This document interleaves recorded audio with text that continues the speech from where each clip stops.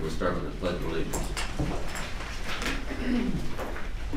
Pledge Allegiance to the flag of the United States of America and to the republic for which it stands, one nation under God, indivisible, with liberty and justice for all.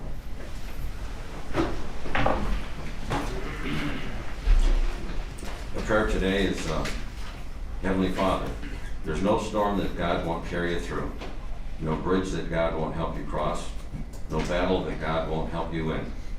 Trust God and never give up. Amen.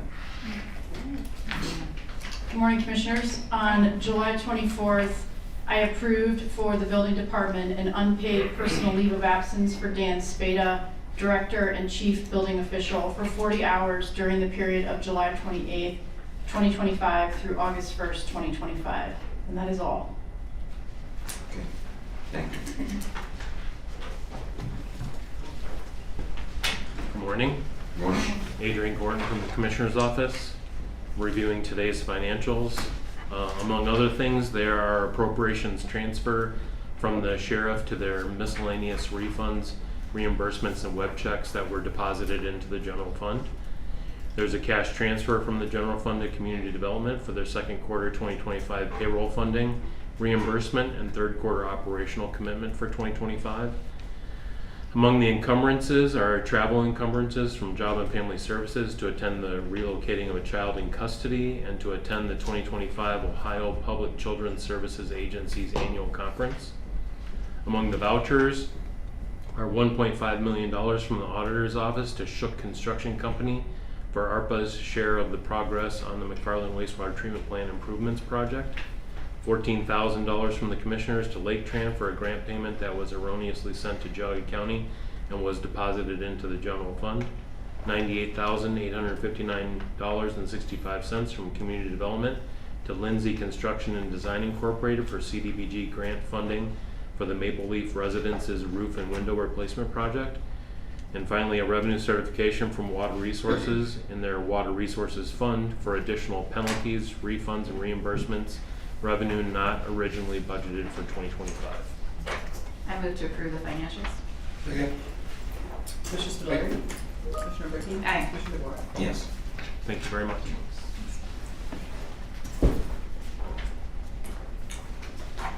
Item number 3, we have Sandra Williams here.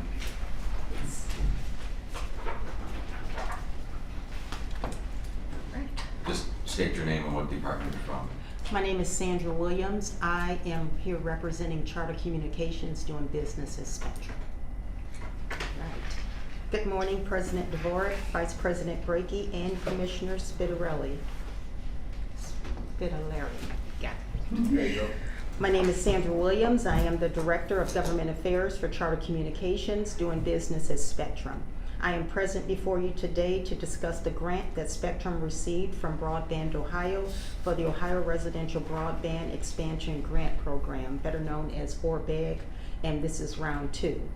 The ORBEG grant program is a competitive grant designed to fund last-mile broadband infrastructure projects in areas currently lacking access to reliable, high-speed internet. The total funding for ORBEG Round 2 was $94.5 million. This program is designed to provide internet service with speeds of at least 100 by 100 megapixels to households upon project completion.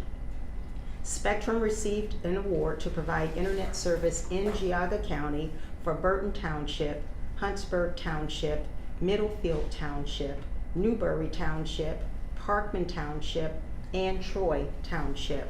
I also want to thank you all for your letter of support. There are 1,070 locations that will be passed and 65.3 fiber miles. The estimated field cost is approximately $3.6 million. Spectrum will also be contributing financially to this project. There is a list of Geauga County addresses as a part of the grant listed on the Broadband Ohio website. I did email you all a copy of the addresses, and I have copies here today if you would like that information. Our walkout and design is currently in progress, and this project must be completed by December of 2026. That concludes my testimony, and I'm happy to answer any questions the commission may have. So Sandra, it looks like most of the addresses are located in Middlefield. And I guess I'm just wondering to what extent some of these addresses may be Amish homes, or are we filtering that out? Mr. President, Commissioner, we do not filter out Amish addresses. We have a case going on right now in another county where the state of Ohio provided a grant to a county, and they included the Amish addresses. And we go to those doors and we ask the individuals if they would like to receive service, and if they don't want to receive service, Okay. what we do is we try to connect them to the closest pole. We may not be able to run service to their home, but what we do is we get to the closest location possible, so that if ever that family moves out of that home and another family wants it, we will have done our best to get as close as possible, so that that family won't have to bear all of the cost for running the fiber. Okay, I understand that. That seems logical. I mean, I guess I was just making sure money wasn't being dumped to give broadband to homes that have no desire to have it. Yes, we do our best, and if that fiber is not run, then that cost is not put upon the state of Ohio. Okay. We have to give them quarterly reports as to what our progress is, and we also provide information for families who do not want us on their property. Okay, thank you. Now, the townships and the addresses that you provided, Yes. when I was township trustee in Burton, there was always a weakness for broadband use, and the company was Sudden Link, was the older company. Now, did you guys buy them out, or are you gonna use their fiber, or are you gonna have all your equipment coming in there new? I've been with Spectrum, Mr. President, for 3 years now, and to my knowledge, we have not since then purchased Sudden Link. I will also say that Spectrum never uses any other company's fiber. We run our own fiber. All of these projects will be complete fiber instead of hybrid fiber coax, so we will be running everything brand new. Thank you. You're welcome. Thanks for coming in. Thank you all. We will continue to keep you updated. As I said, I represent Spectrum in Geauga County. If you have any questions about this project or anything else, please feel free to reach out to me. Thank you so much. Thank you for coming in.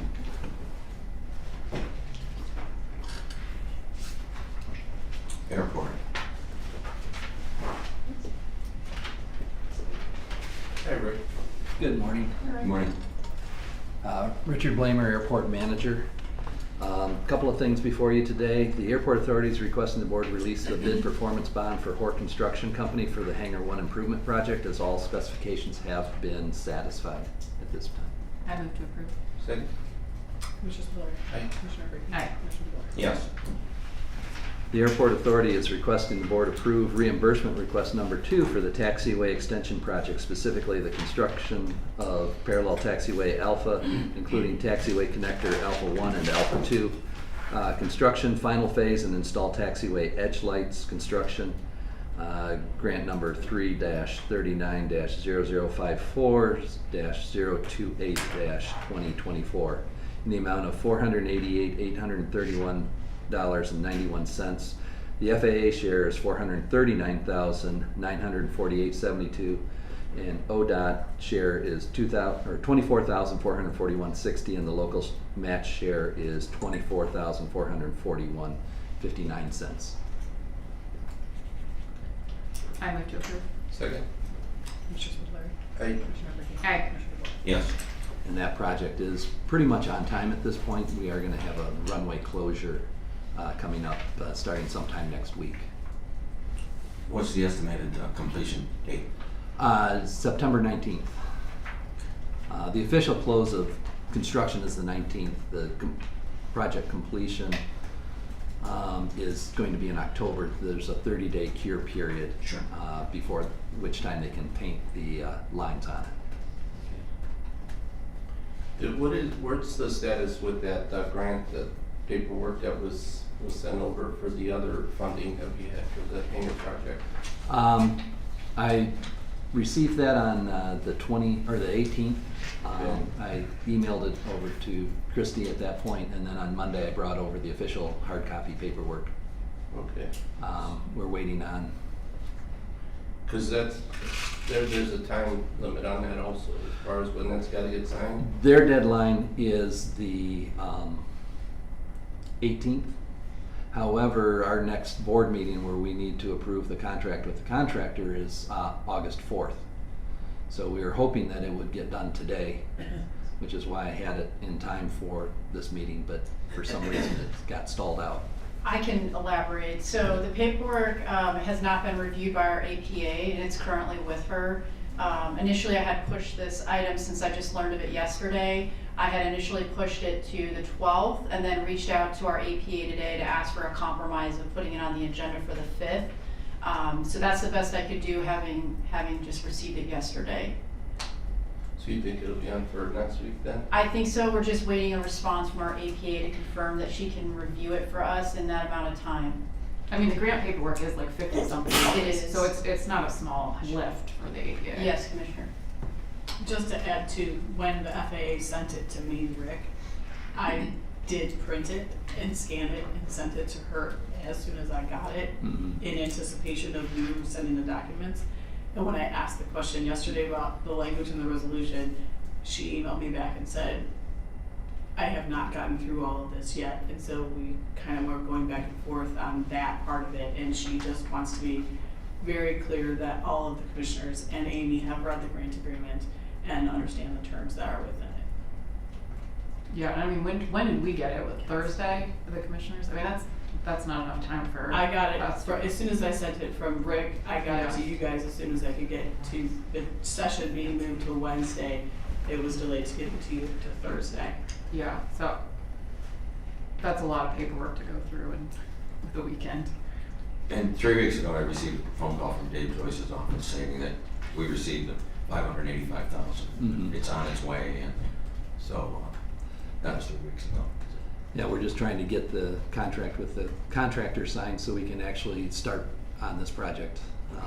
We had hoped to have broken ground last spring, but because of all the other delays and things like that with the project, we're gonna be pushing it to get it done this year. Well, we'll do everything we can to keep this going. We would appreciate that. Absolutely. And then second quarter report, just a couple highlights. In the report that I sent you, I hadn't received the notice of the grant yet, but that came like the day after I sent this.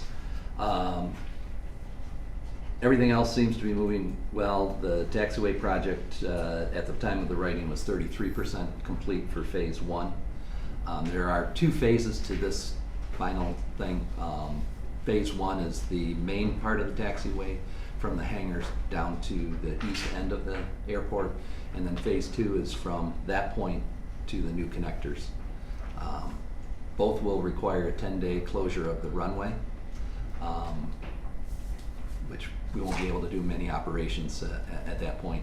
However, we do have an unofficial grass runway that some people intend to continue to use, which is very helpful.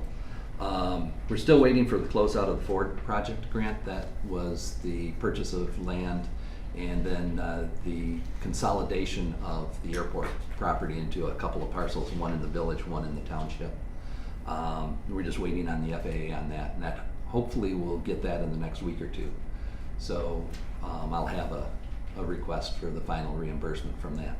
Actually, there is no reimbursement from that one because that was 100% FAA funding. So, but we'll present that anyways to you guys.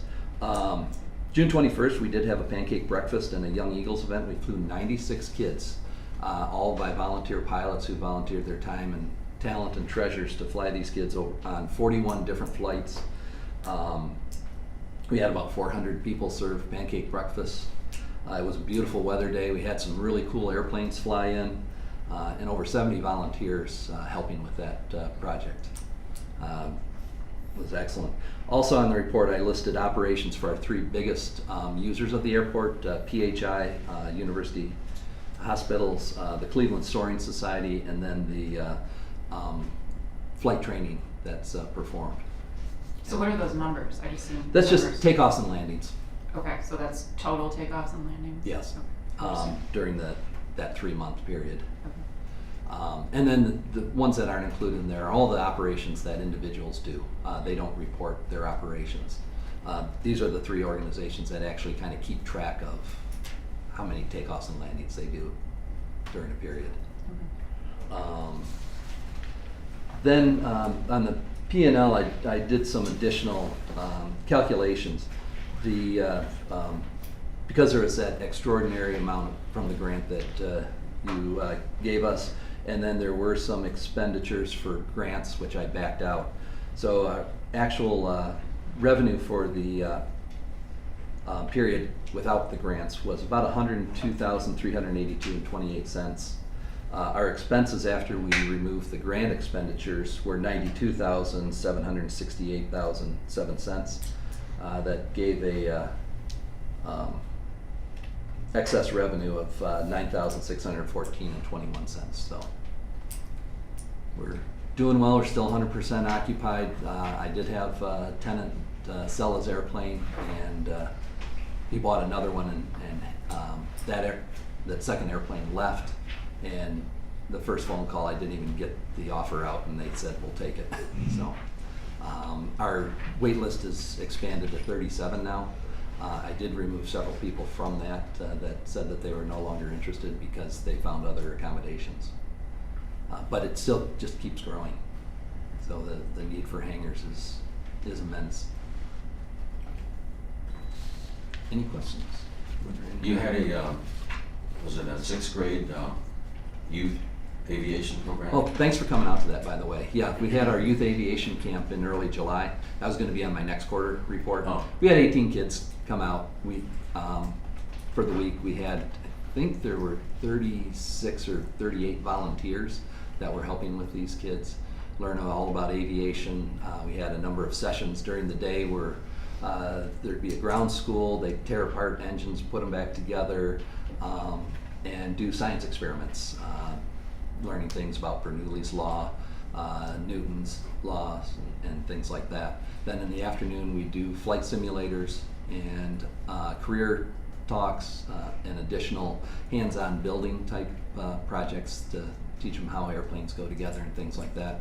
And then a career speaker at the end of the day. So it was a very immersive experience for these kids. We also had 3 alumni of the camp that were helping us out with the kids too. So good time was had by all, and a lot was learned. And one of the helpers, she was in our first camp and was very timid to even go on an airplane. We paired her up with one of our better pilots. He's a naval aviator. And when she came back, the look on her face was just ecstatic. She's now in the professional pilot program at Kent State and is going to become a professional pilot. So it's just to see things like that, the changes that take place in these kids is really satisfying. Thank you. Thank you for your report. Thank you.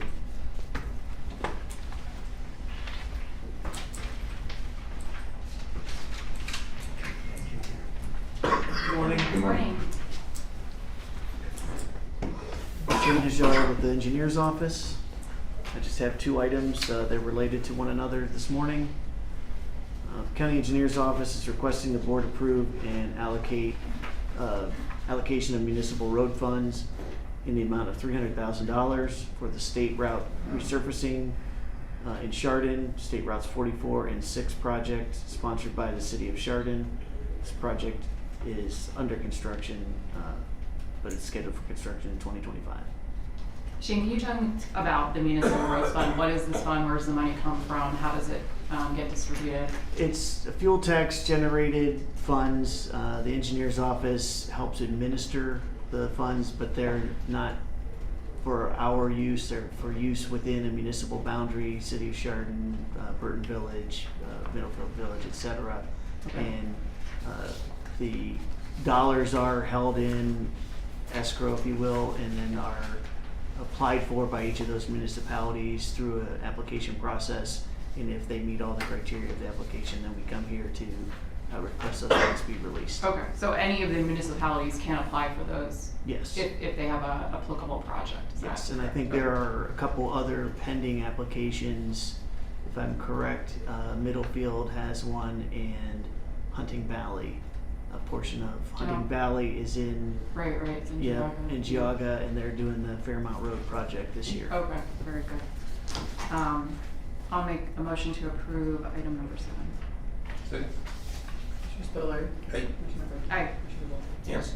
Thank you. And then item number 8, Engineer's Office requesting the board certify to the county auditor the use of the $300,000 of the municipal road fund for state route resurfacing of State Route 44 and 6 in the city of Chardon pursuant ORC 4504.04.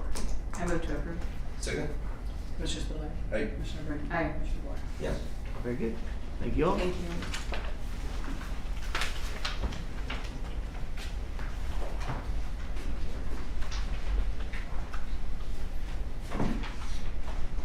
Good morning.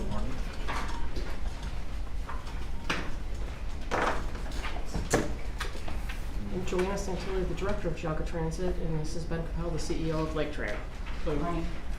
So we're here for two things. One is a letter of support for a joint application for the Ohio Workforce Mobility Partnership. It's a grant that would like to apply for. It would benefit both of us, but for in the Geauga County area, it would help with cross communication. We're trying to get the cross county the transportation easier. At this point, they have to call us. They set up a ride and take it to Tri-Point, then they call Lake Tran and set it up. So we're trying to get it so that they can make one phone call and actually provide the transportation all the way instead of having to make 2 different reservations for one trip. And it's geared towards the workforce. We like to bring people into the county to work to help the employers here. Okay, so tell me what the grant is. So this is a grant that would help transport the workforce. Correct, it's money so that we could update the software so that we can make one phone call instead of having 2. Okay. And then the money to actually pay for us to be able to transport across the county line to give us some funds to actually do that. Okay, so then the change that needs to happen is a software change with your phone systems or what's, Well, how would this happen? software and then training. So my Okay. dispatchers would need to know Lake County, and Lake County would need to know Geauga County. So if they're calling one or the other, that we could I actually, understand. they could do both instead of just trying to do just one and then Okay, tell so it's a them way the to other. integrate both of your systems. Correct. Okay. There is some additional service so that we didn't want to negatively impact the existing services being provided. So there Right. is some funds for some extra drivers so that we can provide a little bit more service between the two also. Okay, yeah, I mean, I think that makes sense. It seems like most of the people that live in Geauga County don't work in Geauga County, and most of the people that work in, vice versa. So, this seems like it could be a helpful thing for our local employers to bring in, employees into the county. And how much is this grant for? We are still finalizing the total number. We're going to be asking for, it's over a 3-year period, but we're asking for, I think, 1.2 million total. So it'll be divided up into 400,000 a year, roughly. But you never know. You ask for something and you never know what you get back. So Right, Yeah. right. Okay. Sounds good. And then the letter incorporates my red lines, is that right, Chrissy? Okay, great. So I'll make a motion to approve item number 9. Second. Commissioner Spiller. Aye. Commissioner Brinkley. Aye. Commissioner Bolt. Yes. Thank you. And, number 10, we're requesting the board approve in accordance with the lease agreement, maintenance improvement to the driveway. So we're not actually changing anything that's there. The asphalt that's already there, that's in the back of the building, has a bunch of potholes and is really bad. It needs to be dug up and redone. And then the access drives in the parking lot in the front just need resurfacing. So there's enough money to actually, so it's just the asphalt parts. They're still concrete, which in the future we'll have to apply for that, but we applied just to fix the really bad asphalt part at this point. So who's paying for this? It's a grant through the state of Ohio. Okay, that's great. I mean, I didn't see any numbers, so I just wanted to. No, it's Make all sure through- it's not me, yeah. Nope, it's not you. It's a grant through the state of Ohio. We just want to actually do it, so we had to take it out to bid and do all the stuff, and then on the lease, we have to get your permission Okay. to change anything, but we're actually just maintaining it. Okay, no, that But we sounds want to great. let you guys know what we're doing too. Yeah, I appreciate that. Okay, so I'll make a motion to approve item number 10. Second. Commissioner Spiller. Aye. Commissioner Brinkley. Aye. Yes. Thank you very much. It has been a little while since we came here, so I did bring an annual report copy for you guys, just because it's been a little while since we've been down here. So Thank you.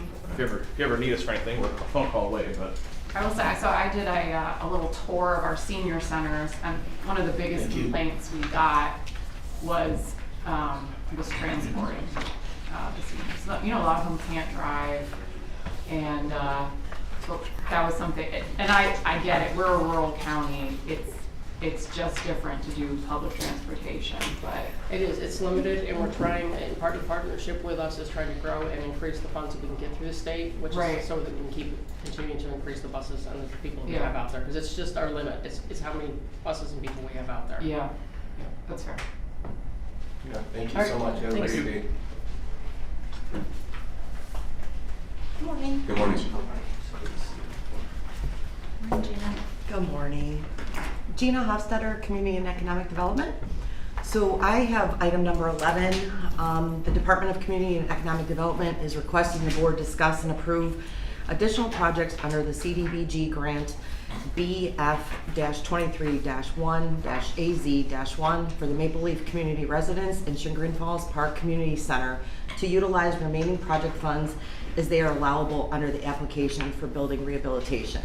This includes for Maple Leaf Community Residence, the installation of replacement flooring in one home for better ADA accessibility, and for Chagrin Falls Park Community Center to put new siding on the community center and a new roof on the pavilion. Any additional costs remaining from the CDBG funds will be covered by the applicant. So basically this is PY23, so we had money left over from the projects, the original roof project, and again, roof and windows for Maple Leaf. So we were able to, because it sort of fell in the same scope, instead of leaving money on the table with the state, we were able to allocate that to some additional projects within both of those agencies. So I'm sorry for the last minute, because I don't realize I needed permission to do that, because the state allows that. So that's why I'm asking for you to agree to that. And then the next one will be, we have an agreement ready to go with Burton Carpet, so. So I assume I know the answer to this, but like this year when we approved the projects, we had two projects and then two backup projects. Correct. And that's not how it was done in the past with us? Yes, the backup projects would be if the state would actually not approve those Okay. said projects. So the goal again would be to utilize all those funds, and so we were able to do that and do some additional work within the That's great. scope. I'm glad things came in under budget and Yes, we were able to absolutely. expand the scope. Yeah, of because the when we projects. priced that one out, it was outrageous amounts of dollars for roofing, and I believe Commissioner Spitaleri even pointed that out. It was, so yeah. So that's item 11. I make a motion to approve item number 11. Second. Thank you. So then, in reference to that, item 12. We got to vote. Oh, go ahead, I think please. we all- By all means. Come on. Okay. Y'all know how much I love this. I'm sorry, I didn't hear you, sir. Thank you, Commissioner Brady. Aye. Commissioner DeWart. Yes. We're all out now. Item number 12. Sorry. The Department of Community and Economic Development is requesting the board approve and execute the three-party contract between the Board of Commissioners, Maple Leaf Community Residence, and Burton Carpet Shop Incorporated to remove and dispose of carpeting and prepare floor and install vinyl flooring in the family, dining, and living rooms and 2 bedrooms at the Maple Leaf Community Residence home on Wilson Mills Road, Chardon, with work to be completed by August 31st, 2025 in the amount of $9,705.03. This seems like it'll be a good upgrade. Yeah, for Getting sure. the carpet out of the dining room and putting Yes. vinyl flooring in. Especially folks with, wheelchairs and Yeah. handicap absolutely. issues. Yeah, and hopefully that will last them for They were thrilled. longer than So carpet. it's a lot of work to do these things, but we wouldn't be doing our job if we didn't spend all that money. So I make a motion. kudos to approve- Elaine. Second. Yeah, item number 12. Commissioner Spitaleri. Aye. Commissioner Brady. Aye. Commissioner DeWart. Yes. Thank you. Thank you. Thank you.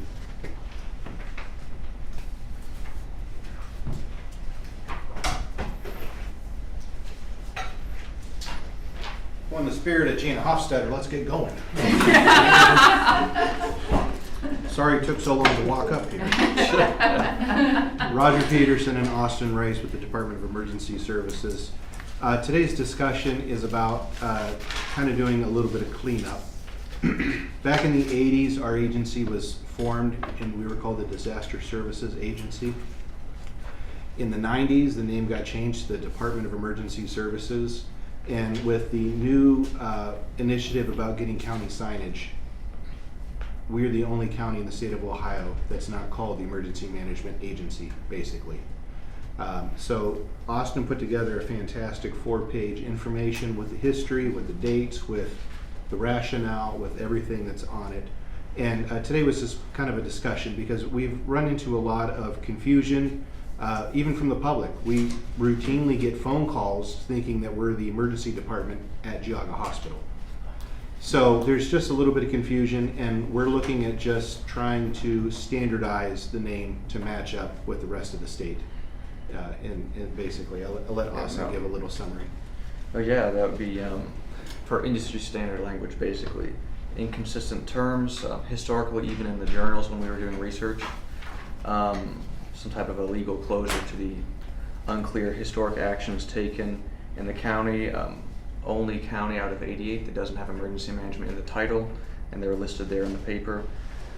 Confusing name internally. As he mentioned, we get calls for EMS, for emergency room, external communication as well, such as everyone knows what EMA or emergency management is. If we're working with other counties or statewide agencies, they don't know what DES is. So that causes some delay and confusion there. So it's just to bring this to industry standard language, clear up confusion. We actually, a couple times a year, get phone calls that we tell the people to hang up and dial 911. Yeah. They're calling because they need an ambulance, and we're like, why on earth are you calling? You know, and we could transfer them, but then the 911 doesn't pick up their information. Right. So yeah, it's just clunky. Yeah. But your shirts already say emergency management. Because that's true. Technically, we're the emergency management program of the county, but that's not in that's not your name in the title. Okay. Yeah, so it's been a point of confusion there. And we might have kind of done this on our own in the last year or two. Maybe kind of. Are those t-shirts, those shirts from other counties? No, it says Geauga County. This helps. So we do a lot of things with other counties, helping be controllers of their exercises, or when we're in settings with other agencies and counties. This helps them to identify us instantly instead of seeing something that confuses them and they ask questions. Yeah, So that's why we changed that. the question I was going to ask, but it seems like the answer is kind of the signage. So I was kind of asking who or what sort of initiated this change now, but it seems like the signage is... Since the county's trying to redo all the signage, we thought this would be an appropriate time. Yeah. Okay. And Commissioners, I can add to that question as well. So part of my initial sit down with Roger and Austin, this came up as a topic and then just sort of compounded itself with the work on the signage across the campus. So we felt like it was just kind of one of those things we wanted to front load in terms of the list of things that we had discussed during my initial few weeks on the job. Okay. Yeah, and as we did further research and going through the journals and such, it just got more confusing. All the different terms used and what was and wasn't done in the past. So this would just bring some closure to a lot of these. Yeah, it seems like kind of a no-brainer. Yeah, I think Christy had a great time helping out with the journals, and it's currently it's currently. It got more confusing as we looked at it. It sounded like so. And the whole concept is currently at the APA, and she has basically said that if we did it, it would be fine. She just wants a disclaimer on the website, paraphrasing. So. Okay. The only other thing I was going to ask, in that long list of counties with their, whatever their department is named, Homeland Security is in some of them, and I just wondered, do they do like additional functions, or like where does that come in? They don't do any additional functions. That's kind of a rollover from that whole Homeland Security push, like post 9/11. Yeah. A lot of them updated early aughts. Popular terminology that just was carryover. Yeah, everyone wanted to get sexy and put Homeland Security. It sounded pretty cool. Yeah, Jack Bauer and all of that. Yeah, that's exactly right. Yeah, so this was just kind of an introduce the idea, a little bit of discussion. If you had any questions, we could help answer it. And then once we get the official opinion and things are coordinated with Amy and coordinated with Christy, then hopefully then all of your questions will be answered. And if not, we could still address it. He could still address them when that time comes. Yeah, this is not that dramatic change, like changing the Indians to the Guardians, so. No, so that was it. Okay. Thank you. No, yeah, I think it makes sense. It seems like a logical change. Okay, thank you. I think so. Wait, no, that's fine. We need a motion? No, No motion. for how, what the official way to formally change the name is from the prosecutor's office. Good morning. Good morning, everyone. How are you? Craig Swenson here on behalf of Job and Family Services. We're asking the commissioners to approve the certificate of need for renewal of our 0.7 mil levy. Again, like I said, it's a straight renewal. Our levies typically run back to back. In the spring we had our 0.5, and this is our 0.7. It's a qualified levy. It's older than our 0.5 levy. This one was actually replaced in 2010, but it's been around actually since I researched this since like the mid 1900s originally. But it's still a qualified levy, even though it was a replacement in 2010. 2010, yep. Okay. The law changed after that, where Okay. I gotcha. And so I did provide you guys with some documentation just as where our PCSA fund stands. What does that stand for, correct? Public Children's Services account. Okay. So that's where we receive all our receipts, whether it's from the state or from our levies.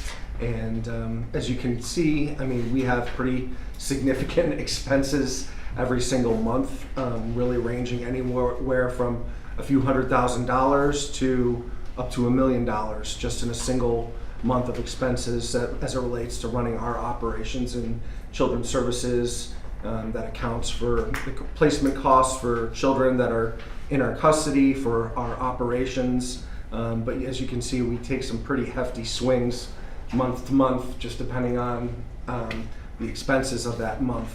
And also, as you know, the upcoming costs that are going to be associated with the youth center. That project is still moving pretty steadily. We really are hoping, fingers crossed, to go out to bid this fall for construction. So, and I know Commissioner Dvorak has been a big part of that project. There's a lot of moving parts with these construction projects, and also just getting utilities across the road, which I've learned a whole lot about. Yeah. There's a lot to that, but you know, it's been a phenomenal team approach to getting that project continue to move forward. So, really hoping to get a shovel in the ground this fall. Okay, so Craig, give me your elevator speech as far as if I'm a taxpayer, why should I vote yes on this levy? All right. It is, first of all, the state of Ohio does not really fund children's services to the level that they really need to fit the needs of the community. We on average, and this actually is investigate, not actually just take calls, but we on average investigate anywhere from 400 to 700 children's services investigative cases in a given year. Mm-hmm. And we have about 35 staff. And this is what we need to execute those jobs, answer those calls, help fund the cars that we need to drive all around pretty much north, not just Ohio, but in states beyond. You know, it's really significant. The county's been incredibly supportive of our needs. Back in 2015, we had to add an additional levy because of the opiate crisis, and we've been very transparent and solid stewards of these dollars, and I believe the community trusts that. So it looks like you have like $8.68 million in this account right now. Yes, ma'am. So I mean, talk about why you still need more, right? I mean, Well, this is to keep it steady. But yeah. Yeah, this is after the expenses of the youth center. we should be bottoming out about $2 to $2.5 million, which will be where we'll stand. And when you have about a $2 million cash surplus in a fund that can swing $1 million in a given month, that for me is pretty makes me nervous a little bit when it comes to that. And that will be, as you can see during COVID, that's where a lot of calls were not coming through. There were not a lot of eyes on children, and that fund rose. And then that's where that idea came about: is let's utilize these funds to put towards the new youth center, which we need, which I think will actually be a cost savings inevitably to the county, and be able to provide better services because our kids will be served in their backyard instead of having to be placed in placements far outside of the county and sometimes beyond the state. We'll be able to keep these kids home. Okay. Any other questions? Commissioner Gore, Commissioner Spudler? This is just step one. Yes. Two-step process, well, there's technically three. So this is the first step. I request the estimated resources to come from the auditor's office. And then once those are received, then the next step is the resolution to actually place it on the ballot. Okay, so Yeah, will we- that come next week or 2 Yeah. weeks? Yeah, I called, and it should be. Read it once again. They know that we need it to come next week. Understood. Okay, I'll make a motion to approve item number 14. Second? Commissioner Spudler. Hey. Commissioner Brady. Aye. Commissioner DeWart. Yes. Thank you so much. We'll take item 15, the Department of Job and Family Services is requesting the board move into executive session for the purpose of discussing the compensation of public employees. Make the motion. Second. Commissioner Spudler. Aye. Commissioner Brady. Aye. Commissioner DeWart. Yes.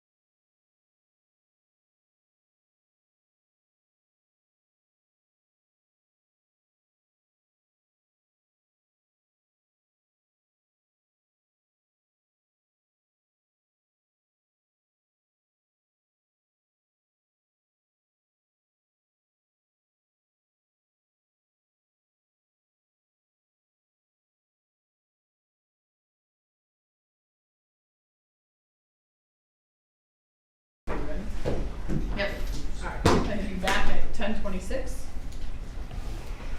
Item number 16. The Commissioner's Office is requesting the Board accept the resignation of Alberta Chomsky from the Geauga County Board of Mental Health and Recovery Services Board effective June 30th, 2025. I move to approve. Second. Commissioner Spudler. Aye. Commissioner Brinkley. Aye. Commissioner DeWort. Yes. Item 17, the Commissioner's Office is requesting the Board approve and execute Resolution 25-153 to schedule and hold a special meeting of the Board of County Commissioners for a ribbon cutting ceremony for the Geauga County Fairgrounds Poultry and Sale Barns on Sunday, August 24th, 2025 at 5 p.m. I move to approve. Second. Commissioner Spudler. Aye. Commissioner Brinkley. Aye. Commissioner DeWort. Yes. Item 18, the Commissioner's Office is requesting the Board cancel session on Tuesday, August 26, 2025. I move to approve. How come? Oh, why we can't sing Tuesday? Because we have Thursday at the fair. Oh, So instead of having 2 meetings that alright, week, fair enough. plus as well, Commissioner Brinkley and Ms. Bevan will both be attending the CCAO summer conference, and they will not be back until later Okay. that day. Second. Commissioner Spudler. Aye. Commissioner Brinkley. Aye. Commissioner DeWort. Yes.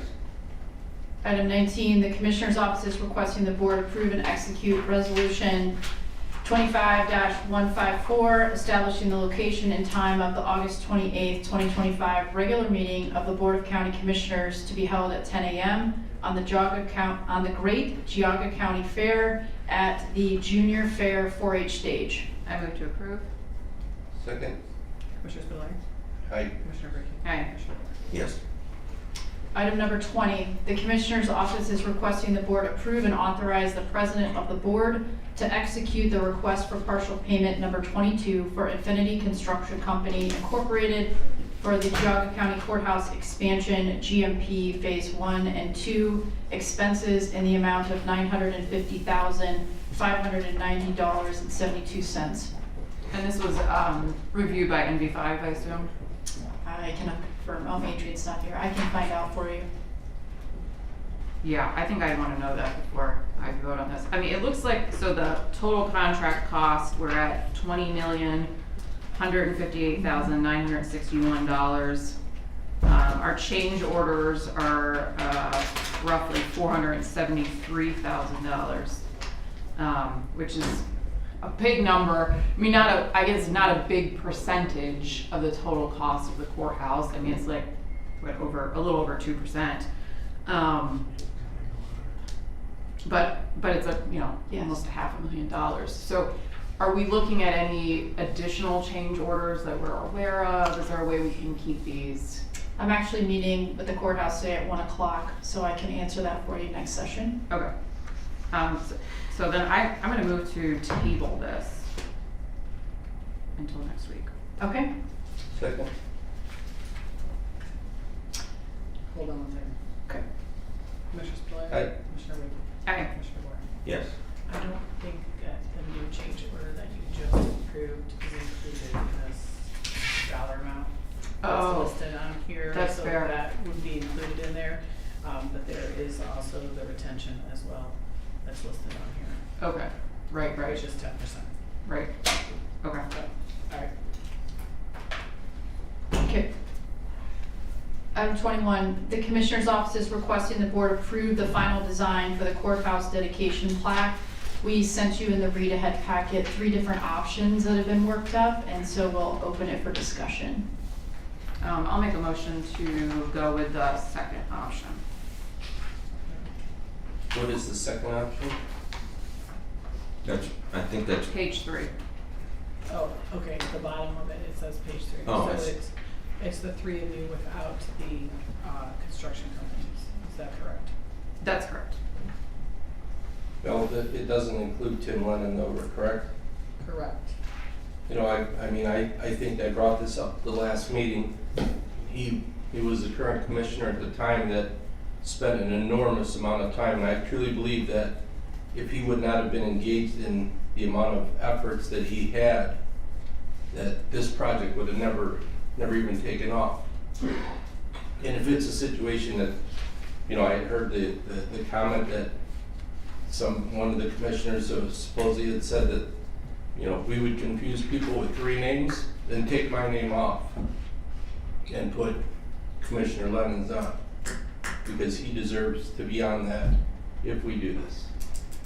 So Commissioner, could you talk specifically about his contribution to the courthouse? Because Absolutely. maybe there's a creative way He was totally we can. engaged Can you with- let me finish before you talk? Because I was just gonna say, maybe there's a creative way that we can honor those contributions to the courthouse. Yeah, I think that he was basically the point of the spear negotiating the settlement when Chardon filed that lawsuit against us. He was able to come up with an amicable ending to avoid a whole lot of legal costs to the county to fight this. He had been engaged from the beginning with the building plans, took the time to report back to us multiple times, and worked with Jerry hand in hand throughout that whole process to be able to create the room sizing, all of that. I mean, he was pretty much the person that was engaged as the representative for the commissioners, as a commissioner, the entire time. And I truly believe that if he would not have put the efforts that he put forward in this, that project would not have even began today. A lot of us put time in that process, and the prosecutor represented us, went back and forth with City Chardon and all the things. I mean, we were in the courthouse sidebar for at least 4 or 5 hours that one day. Yeah, a lot of time was put in by a lot of different people. So, I guess my question is what is the reason that Commissioner Lennon should not be included in this when this project truly started under his, his tenure as commissioner? And I mean, ceremonially, I understand. Well, so, I'll make the argument. So, we're all just turtles on a fence post, right? We didn't get here by ourselves. And if you look in the plaque in the lobby for this building, there's just 3 commissioners on it, even though other commissioners made the decision to purchase this land, were instrumental in the process. So to me, it's like, it's kind of just the way things go. It's you're here, you get your name on the plaque, you're not here, you don't. But that doesn't mean that those contributions aren't important, and there aren't perhaps other ways to honor those people that came before us. Well, my opinion is I like option number 2 with the 3 current commissioners, the architect, construction company, and So that's option 1. That's Commissioner option 1. DeWart. Yeah, 2 there. that's page 2. This Page is the way 2. it was presented to us. This was the first option. The second option is just the one that has the commissioners' names on it. Well, page 2, that's the one I like, and we might not be able to That settle on sounds like anything we today. we all have a different opinion on which one to go forward. How much is this gonna cost? I don't have that figure. We're talking about, saving money and being responsible to taxpayers. I don't think that it's even necessary. This was a project that we did to improve county services, and if we're spending money on this, then I would not support it anyway. So I don't think that this is fair to Commissioner Lennon, knowing how much he did. And I would say if it's a situation of the 3 names, and take my name off and put Commissioner Lennon's on there. If it's a situation that this is costing any money above and beyond, it's not reasonable, then I'm just really not about the flash of having my name on a building. Okay. I will get that information and we'll continue this discussion. Okay. Great. So do you want to table this until further? Yep. Yeah, I think that makes sense. Table.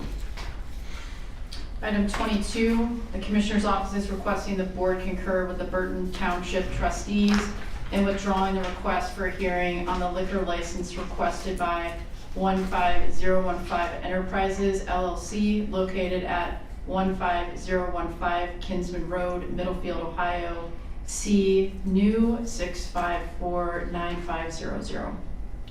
This makes sense to me. I didn't quite understand reasoning for requesting the hearing to begin with. So I'll make a motion to approve item number 22. Second. Commissioner Spillier. Aye. Commissioner Brinkley. All right. Commissioner DeWort. Yes. Item 23, the Commissioner's Office is requesting the Board move into executive session for the purposes of discussing the employment and compensation of public employees pursuant to ORC 121.22G1. I move to approve. Second. Commissioner Spillier. Aye. Commissioner Brinkley. Aye. Commissioner DeWort. Yes. Glenn will be joining us. Oh, Okay. great.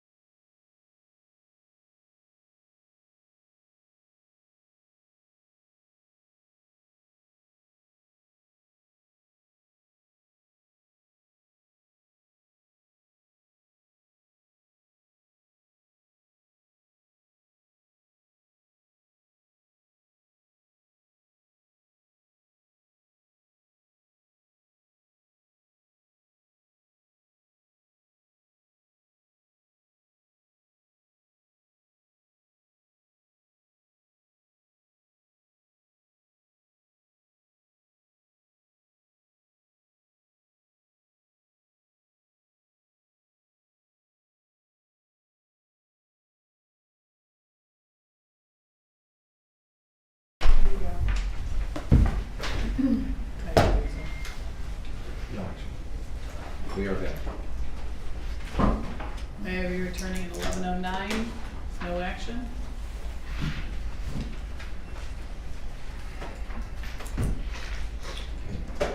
Okay, item number 24 is board discussion on the fair.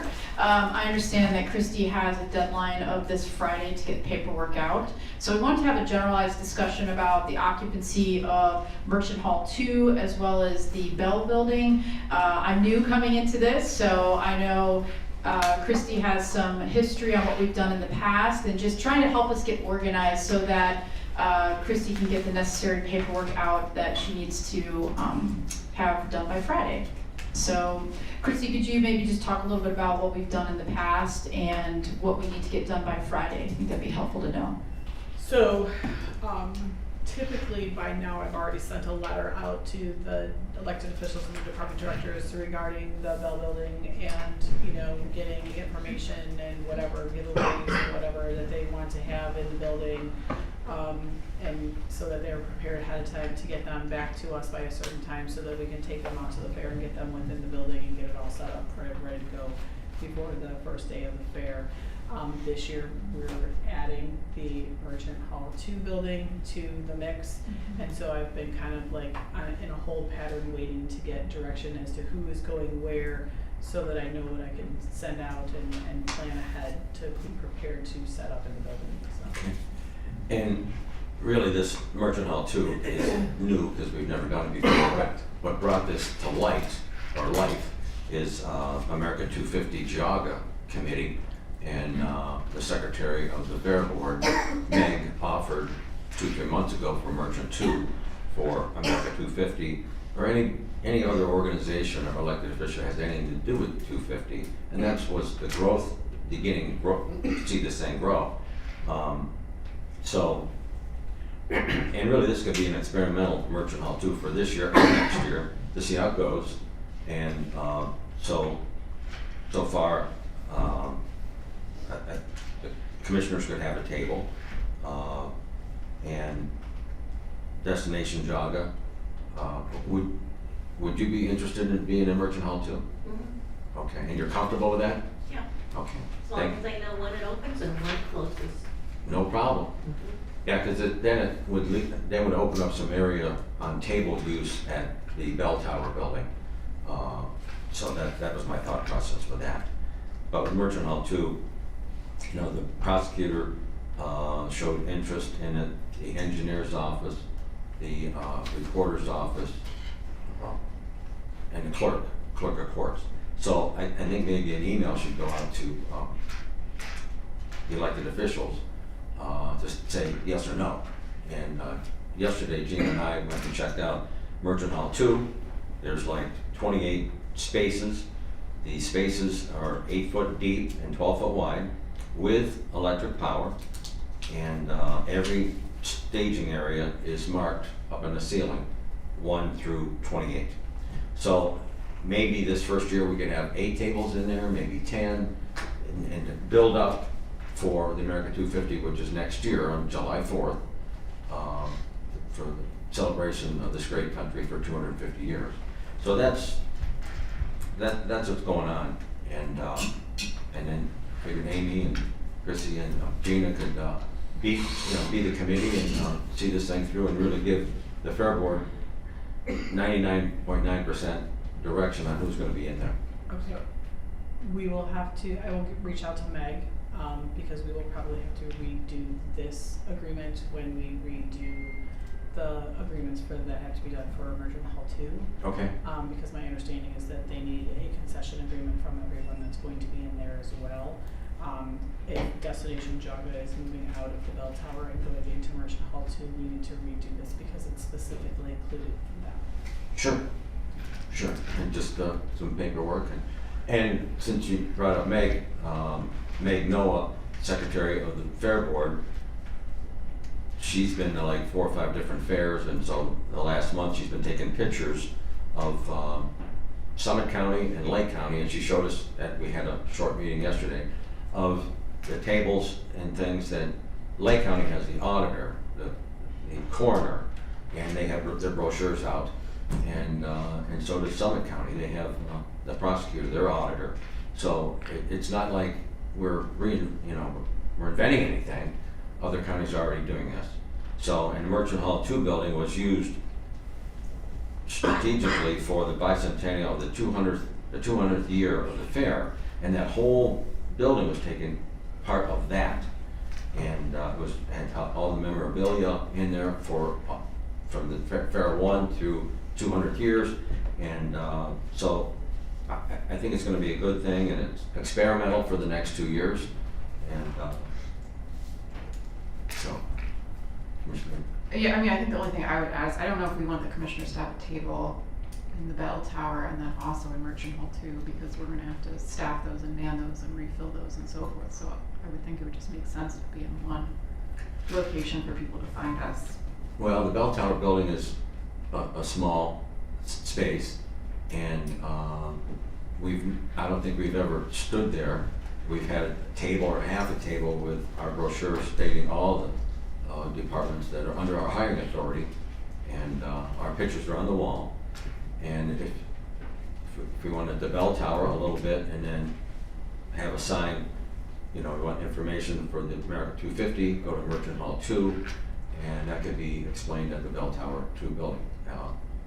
Not everybody goes through the bell tower building, but a lot of people do. So it's just showing, being a county commissioner, we're here for the residents, show them all the services that we have to provide. And if the engineer's there, or the prosecutor, or whatever is in Merchant Hall 2, they can, it doesn't matter if you're from the Green Party, Libertarian, any other party you're more comfortable with asking about crossover pipe in your driveway, how do I get a permit for that, and things like that. So that's my vision for having Merchant Hall 2. And a short, a half a table or a third of a table for whoever wants to be in there, and they can go back and forth. So Amy, what sort of direction do you need from the commissioners today? Do we have to get down to the specifics of who exactly is going to be in the bell tower versus, I know we're trying to fill Merchant Hall 2, it's more of a service-oriented location, whereas the bell tower building is more executive, right? It's a commissioner, it's other elected officials. So we're looking for kind of an agreement on that's the generalized theme. And then I can work with Gina and Christy to offer the opportunity to go into Merchant Hall 2 if they fill out a concessions agreement. They understand the rules of the fair, per the booklet. In an attempt to continue to fill up Merchant Hall 2, making sure that we're abiding by the rules and regulations. So I think, Christy, is there anything specific that we would need for the paperwork that you have to complete that we don't already have? I think the biggest thing is they need a list of who is going to be in Merchant Hall 2 Okay. by Friday, so that they can get these concessions agreements out. So once we know who is going in Merchant Hall 2 versus who is going into the Bell Building, then we can determine, then we can figure out space and whatnot in the Bell Building. Okay. And Gina definitely has that running list for Merchant Hall 2. She's taken the lead on that. We'll continue to help her. So Yeah, I mean, I don't think we need to micromanage this. I trust Gina and your team to handle this. The only thing I would just add is I did offer it to Family First, so make sure you put them on your list that they could be in Merchant Hall too, since I'm on that board. And then my question is that do you want the focus in the Bell Building just to be on the county elected officials this year and not more or less like agency type things? I think it's changed a lot over the years, so I'm just trying to get a direction. Well, it's changed a lot in the last 6 or 8 months. I think, because when Meg announced 2-3 months ago at the America 250 monthly meeting that if somebody wants a table at Merchant Hall 2 building, you guys can have it. So I've been getting requests from my Rotary Club, Burke Middlefield Rotary, and I says, well, do you realize, you have to staff this 5 days, Thursday, Friday, Saturday, Sunday, and Monday. So the bad cop, and I just says, well, you could contact all four clubs of Rotary in Geauga County and have one table, and then share your time spent behind the table. And then Meg also said, she mentioned historical societies. and Historical Society wants a table, here's the thing, you have to man it. And so that would be the drawback for some people. It's like, well, I can do Thursday and Friday, but I can't do the rest. So, and what's nice about the Merchant Hall 2 building, you know, if nobody's in there at 8 o'clock or 9 o'clock, we have the key to shut it down. Especially if it's raining, nobody's walking through, checking things out. So, again, the next 2 years is experimental. A lot of it's based on America 250 Geauga. So. Okay, I think this is a good discussion. I think we have enough to go forward with what we need to do to continue to organize it by Friday. Okay. Thank you. All right. That's all we have for board discussion. Okay. All right. Public comment. Howard, South Russell Village. We finished Liberty Camp this past Friday for youngsters, campers, 2 through 7th grade. We had 70 members plus the counselors, plus the different people that were the presenters. They all received the Patriots, excuse me, I'll get it here in a minute, Patriots Code of Virtue, there's different signs on it. They learned about the American three-headed eagle. They sang Proud to be an American the entire time they were there with their parents came on Friday, enjoyed them, and they learned a lot about America from the Declaration of Independence to the Constitution to the Bill of Rights. We've done it now for 11 years, 5 years in Lake County, and hopefully it'll be done again for many years in the future. I must say that the Lake County, or the Geauga County camp system at Chickagami was first class. They take wonderful care of it, and I'm looking forward to hopefully being part of it next year. And I invite everybody here, if they can, to come, especially on the last day, Friday, when all the parents come, and they take their signed declarations of independence with them and go home. Thank you. Thank you. Any other public comment? Hearing none, I make a motion to adjourn. Second. All in favor? Aye. Aye.